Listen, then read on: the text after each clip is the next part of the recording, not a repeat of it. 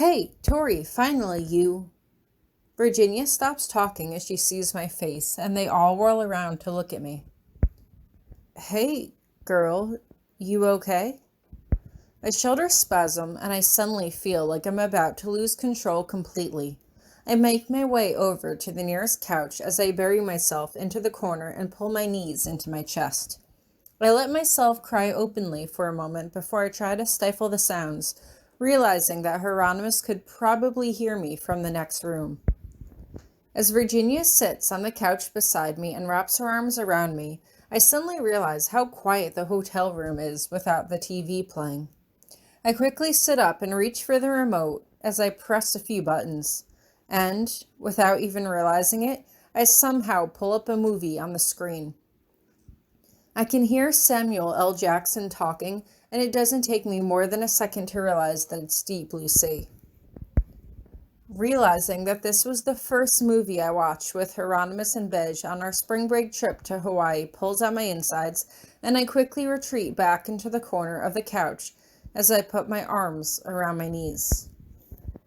I don't know how long I sit like that for before I feel a pair of strong arms picking me up.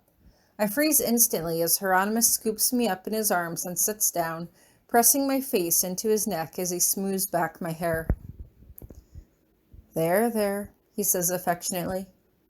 I'm right here. The tears start to slow as he nods to Virginia. I left $200 in the top drawer of the kitchen cabinet. Go out and get whatever food you want with it, but please make sure it's edible. You deserve a better graduation meal than crisps and cakes.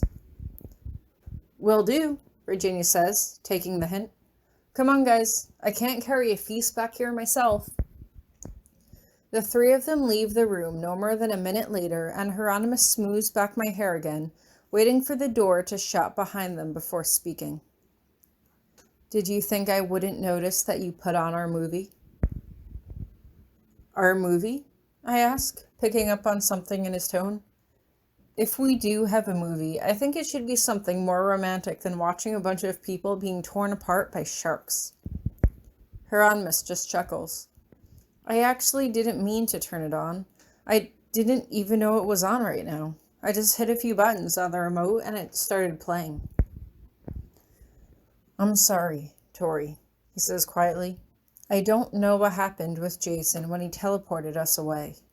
I really don't, but I woke up with the realization that you don't need me anymore. I don't need to take care of you anymore, and I can't describe how freeing that felt. I still feel that I want to, though, but it's more of a need, a compulsion. I just don't know how to reconcile how I'm feeling right now with what I actually feel. My heart falls into a pit in my stomach and slowly sits there, dissolving in the acid. That's okay, I say quietly. I thought he came out to comfort me because he didn't want to end things, but everything he was saying seemed to imply the opposite. I meant what I said. I'll always love you, no matter what. Hieronymous just kisses my forehead. It's not fair for me to ask you to throw away your life for me, Tori. You never wanted to be a Viscountess. You never asked for this life. You should go off to college with your friends and have the life you've always dreamed of. But I don't want to go to college, I tell him quietly. I don't want to do anything but be with you and travel the world with you. Ravine Cottage became my home. I made so many friends by knowing you, like Bej and Mariette. I didn't like the duties I had to perform when I was taking over for you, but I liked the confidence it gave me, and I liked that little bubble of happiness I felt in my chest every time someone said that I was definitely your wife, like it was a badge of honor or something.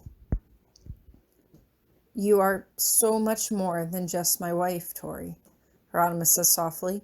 I just want you to realize that. And I do realize that, I tell him thoughtfully. I realize that more than you know. I am more than your wife, and I am more than the gifts I received from the solemn bond. I am more than my broken body, and I am more than my magic. I am Tori.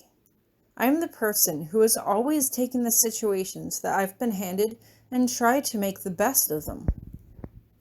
Potsdam married us, but I'm the one who decided that I wanted to pursue a relationship. You became a viscount, but I am the one who chose to become a viscountess. Everything that I've done in my life has been my choice, and if I could, I would spend the rest of my life by your side, but if you don't want me to be there, then I won't be, because you have the right to make choices about your life too. And I will respect that, because I respect you. I just wish you respected me enough to tell me the real reason you don't want to be together anymore. Hieronymous is silent for a long time, and I just listen to the minutes tick by on the clock until I can't take it any longer. Is it because I can't have your children? Is it because of what Potsdam said to you? He just shakes his head. Is it something that you feel like you should do so that you can do right by me? Hieronymous hesitates for a moment, then nods. I don't deserve you, Tori, he says at length. I have already been too selfish with your time and your talents. You need to do more with your life than just take care of me. And I was planning on it, I say gently. As a viscountess, as a noble, my opinions have weight. I have a say in things. I wanted to use your station to help me help people, but if I have to do that on my own, that's okay too. I try to pull away from him, but he just holds me tighter. I quickly wipe at my face with both hands and flash him a supportive smile as I pull away from him slightly. You know, if you want to end things, you're going to have to let go sometime. Hieronymous suddenly seems on the verge of tears, and I smooth back his hair back out of his face. Hey, it's okay, I say gently. Whatever you need me for, whatever you need, I'll be there for you, okay? No matter what. Hieronymous leans forward as he kisses me suddenly, grabbing my face with both hands. I kiss him back for a few moments before I pull away and scoot off his lap. I'm sorry, but we can't. We shouldn't. If you want to end things, I don't think it's a good idea for us to get too intimate. I don't want to end things, Hieronymous says suddenly as he stands up, dropping to one knee beside the couch. I want you to marry me. He fumbles into his pocket as he pulls out a box. He opens it and offers it to me, revealing a dark blue stone set into a silver band. There looks to be some sort of crest engraved around it, and a spiralized G set into the band on either side of the stone. What is happening right now? I whisper, staring at him. First he wanted to break up, and now he was proposing. When I woke up, you weren't here, and I was, of course, incensed, Hieronymous explains. Then Jason came by to drop off your diplomas, and we had a small discussion about how your life has always made you a victim of circumstances, and it wasn't fair to force you to remain my wife due to Potsdam's manipulations.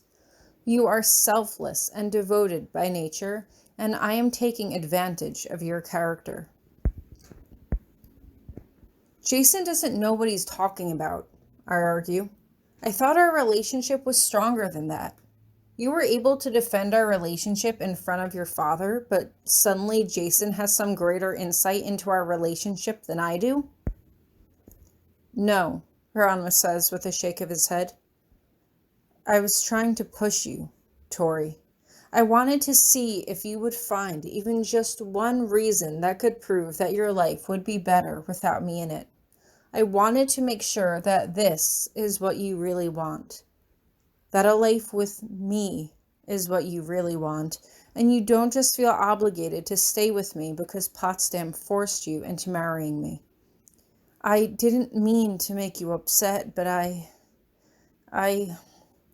He shakes his head again. I don't know what I'm trying to say. You wanted me to fight, I offer. You wanted me to fight for you. You wanted my assurance that our relationship means as much to me as it does to you. You wanted to make sure that I am in this relationship by choice, by my own free will, and not just because I feel obligated to keep my vows. The ghost of a smile surfaces on his lips. See, I would be useless without you. His expression sobers somewhat. But the next few years aren't going to be easy, Tori, especially as I begin to assert myself in my new role.